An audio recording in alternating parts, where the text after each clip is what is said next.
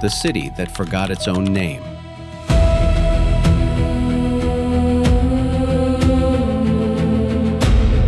Imagine walking through an ancient city at night. No sound, no footsteps, no voices.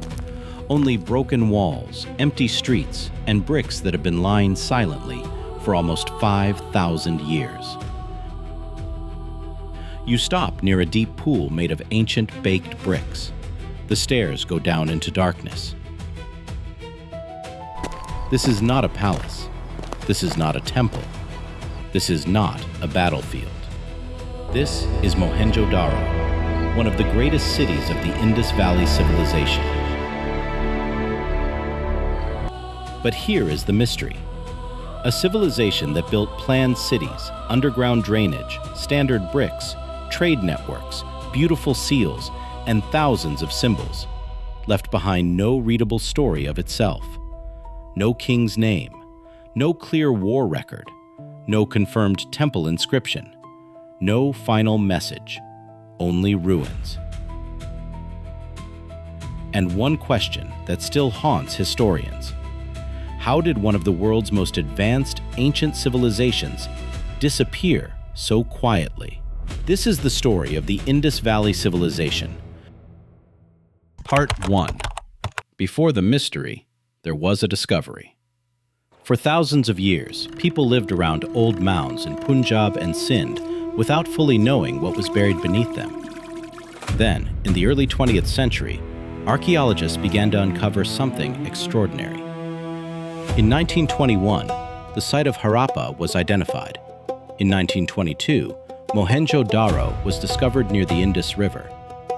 At first, these ruins looked like old brick structures, but as excavation continued, the truth became shocking.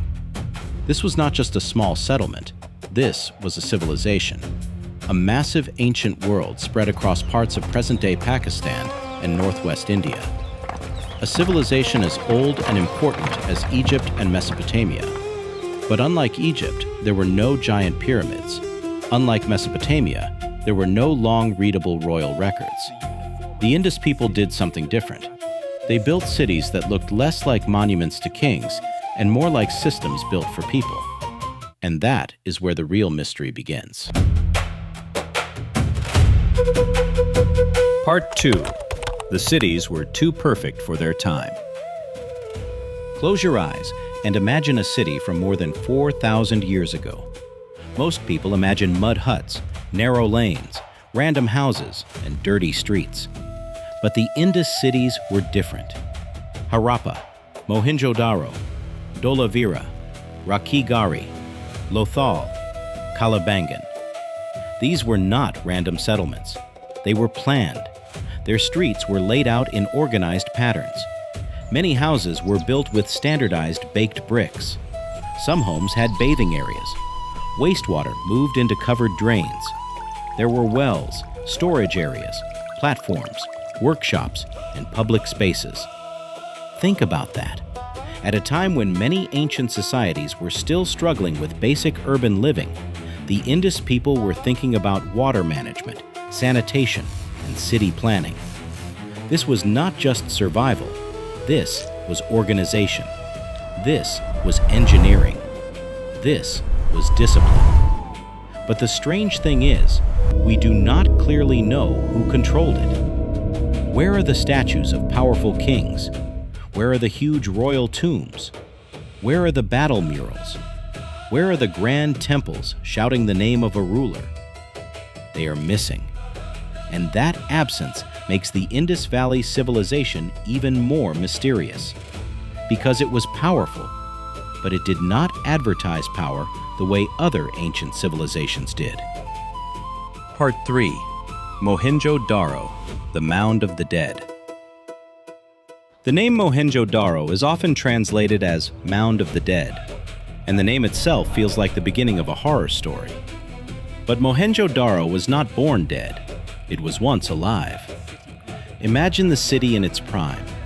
Morning sunlight hitting red-brown brick walls. People walking through straight streets. Traders carrying goods. Craftsmen polishing beads. Children running through courtyards. Women filling water from wells.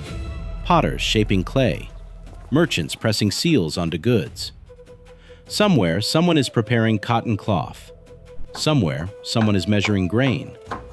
Somewhere, a small carved seal is being made with an animal symbol and mysterious signs above it. This was a living city. And at its heart was one of its most famous structures, the Great Bath. A large brick-lined water tank with steps going down into it.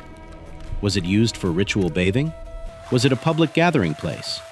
Was it connected to purification? We do not know for sure. But the careful construction tells us one thing clearly. Water mattered deeply to the Indus people. Water gave life. Water cleaned. Water connected. And maybe in the end, water also decided their fate. Part 4. The suspense of what we still don't know. Even after more than a century of research, many questions remain unanswered. What did the Indus people call themselves? We do not know. What language did they speak? We do not know for sure. How was their society governed? Still debated. What exactly did the Great Bath mean? Uncertain. Who were their gods? Not clearly known.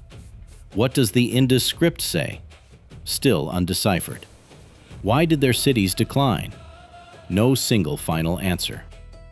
This is why the Indus Valley Civilization feels different from many ancient stories. It is not just history, it is an open case.